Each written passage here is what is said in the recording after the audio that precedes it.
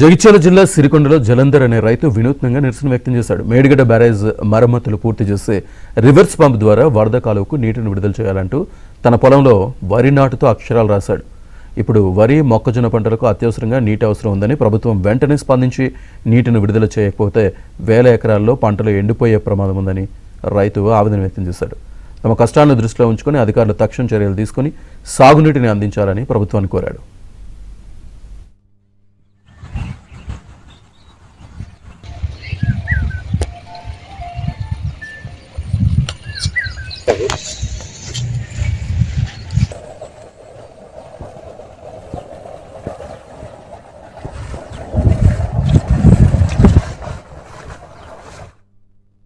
పిల్లర్లు ఊళ్ళి అనే ఒక షాకుతో మొత్తం కాళేశ్వరం ప్రాజెక్టు పనికిరాదని చెప్పి కేసీఆర్ గారి మీద అపనిందలు మోపుతూ గత ప్రభుత్వం మీద నిందలు వేస్తూ రైతులకు నీళ్ళు ఇవ్వద్దనే ఒక దురుద్దేశంతో ఈ యొక్క రాష్ట్ర ప్రభుత్వం నడుస్తుంది.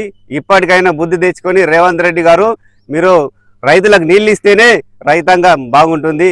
ఒకప్పుడు సామెత ఉండే, రైతేడిచిన రాజ్యం ఎద్దేడిచిన వ్యవసాయం బాగుపడదని చెప్పి అప్పటి నుంచి ఆ సామెత ఉండే. భవిష్యత్తులో ఈ 2.5 సంవత్సరాల కాలంలో మీకు ఖచ్చితంగా రైతుల ఉసురు తలుగుతుందని చెప్పి మేము ఈ సందర్భంగా మేడిగడ్డ బ్యారేజ్ను రిపేర్ చేయించాలని చెప్పి మేము డిమాండ్ చేస్తూ నిరసన తెలపడం జరిగింది.